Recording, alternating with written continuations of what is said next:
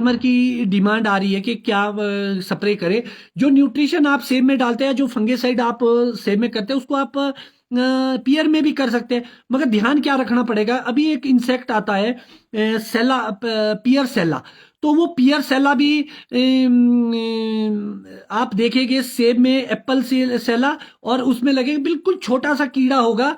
आप एक ऐसे डिंपल से पड़ते हैं फ्रूट में, बहुत डीप सा एक होल होगा, डिंपल सा पड़ा होगा फ्रूट में, पियर में भी और सेब में भी। वो सेला है। तो उस सेला के लिए आपको, अगर आप ऑर्गेनिक या नेचुरल वे में, तो आप नीम ऑयल का इस्तेमाल कर सकते हैं। अगर इसकी बहुत ज्यादा प्रॉब्लम आई, आप चेक कर सकते हैं फ्रूट के ऊपर छोटा सा एक ग्रीन सा कीड़ा होता है। और बागवान साथियों, आपको ध्यान रखना पड़ेगा कि ऑनलाइन जब आप ऐसी चीजें मंगाते हैं तो एक चीज और ऑर्डर कीजिए, वो लेंस होगा। अगर आपके पास लेंस नहीं है तो आपके पास मोबाइल होगा, और जो मोबाइल होगा उससे भी आप कैमरा पे जाके जूमिंग करके उसको देख सकते हैं, अगर कोई लोग नहीं देख पाए। वैसे बहुत बड़ा होता है वो, नंगी आंखों से भी दिख जाता है। तो इसके बारे में आपको ध्यान रखना पड़ेगा, आपके पास टूल्स होने चाहिए जिससे आप आइडेंटिफाई कर सके। और आजकल बड़े क्वेश्चन आ रहे हैं कि जो पत्तियों के ऊपर ब्राउन से स्पॉट पड़े हुए, कुछ मुड़े हुए हैं कुछ ब्राउन, वो बेसिकली वायरस है। लीफ कर्ल या पीला पीला से अगर दाग पड़े हैं तो वो मोज़ेक वायरस है। इन दोनों भी बीमारी का कोई भी इलाज नहीं है। वक्त के साथ साथ क्या होगा, वो पीले पड़ेंगे पत्ते और ऑटोमेटिकली ड्रॉप हो जाएंगे, फिर नए पत्तों में वो नहीं आते हैं। इसका इलाज सिल्वर टिप पे होता था, वहां पर आप जब कॉपर बेस्ड फंगिसाइड डालते हैं उसके साथ आपको एंटीबायोटिक करते हैं तो उसको काफी रिलीफ मिलता है। इसका कोई इलाज नहीं। आजकल जो भी आपके पत्ते मुड़े हुए हैं बगीचों में, या मोज़ेक वायरस है जिसमें आपका पत्ता पीला भी हो चुका है, उसमें आप क्या करेंगे, उन पौधों को मार्क कर दीजिए, किसी भी पेंट से रंग लगा के या धागा बांध के उसको मार्क कर दीजिए। अगली साल जब आप प्रूनिंग करेंगे, क्योंकि ये सही समय है उसको चिन्हित करने का वायरस वालों को, जितने भी इन्फेक्टेड प्लांट है आपके बगीचे में उसको मार्किंग कर दीजिए। उससे ना तो कलमे लीजिए, मतलब उसको ना किसी को कलमे दीजिए ना अपने पास लगाइए, क्योंकि वो स्प्रेड होगा, क्योंकि वो उसके सैम में चल पड़ा है। तो आपको ये ध्यान रखना पड़ेगा कि आप कैसे चिन्हित करें उन पौधों को। और अगली बार जब आप प्रूनिंग करेंगे विंटर में, तो पहले बाकी बगीचों की कीजिए, उसके बाद उन पौधों की कीजिए, और अपनी कैंची को सैनिटाइज जरूर कर दीजिएगा, क्योंकि ये लाइलाज बीमारी है, इसका कोई इलाज नहीं है। इसके साथ साथ आपको क्या ध्यान रखना है, अभी जो हम 1261 या सॉरी 1261 नहीं,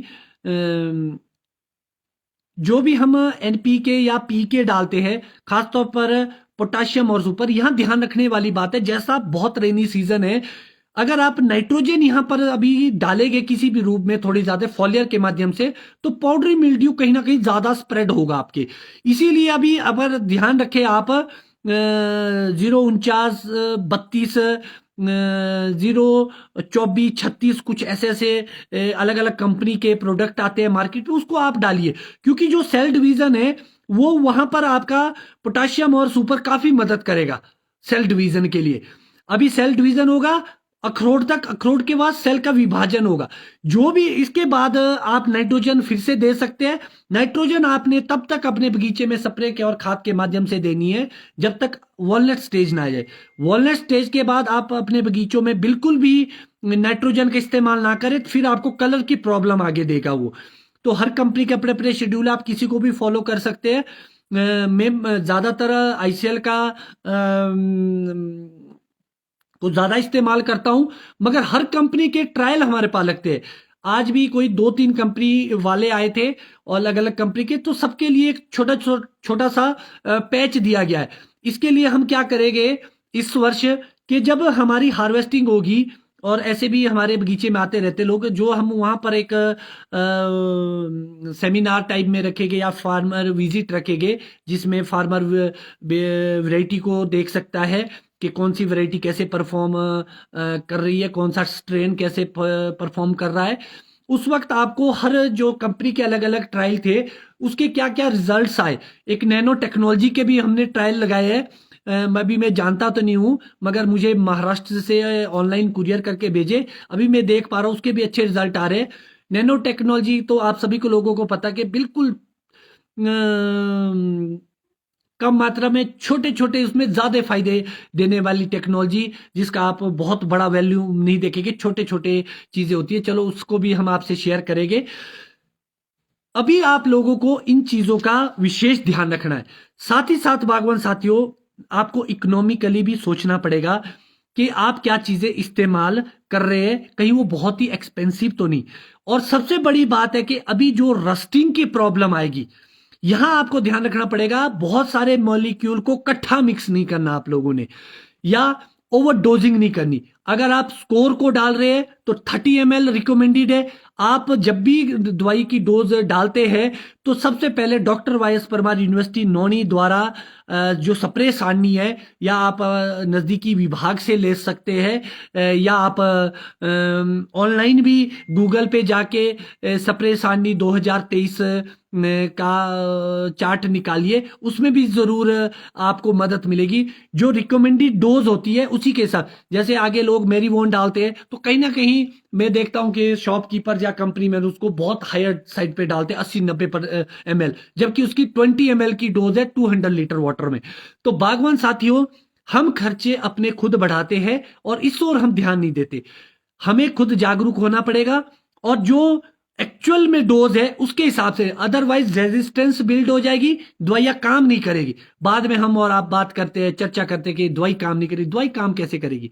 दवाई तब काम करेगी जब आप उसको एक सिस्टमेटिक तरीके से अप्लाई करेंगे और डालते रहेंगे। ये तो कुछ ऐसी चीजें थी जो मैंने अभी आपको बताई। तो अब फंगेसाइड की बात आएगी कि पेट्रोल फॉल पे कौन सी फंगेसाइड। आपके पास ऑप्शन है रोको, थायोफिनेट मिथाइल, माइक्लोबुटालीन, आप लोग इंडेक्स के नाम से ज्यादा जानते हैं, अदर कंपनीज के भी आते हैं, प्लीटो, कुछ अलग अलग कंपनी के आते हैं। और निमरॉड आता है अडामा कंपनी का, ये भी बहुत अच्छा प्रोडक्ट है। इनमें से आप कोई भी सिलेक्ट कर सकते हैं अपने बजट के हिसाब से। तो मुझे जो लगा शायद रोको इनमें सबसे सस्ता अवेलेबल है अभी। आप इसको सिस्टमेटिक, ये फंगेसाइड्स है और ये पाउडरी मिल्ड्यू के लिए काम करती है और दूसरी डिजीज के लिए भी काम करेगी, आपके स्कैब के लिए भी काम करेगी अगर अभी स्पोर्स आते हैं। और इसके साथ साथ अगर कई इन्फेक्टेड ऑर्चर्ड है जहां स्कैब लास्ट ईयर भी था, इस साल ज्यादा खतरा है, खासतौर पर जो ये हमारा चुंजर का ऊपर का क्षेत्र है।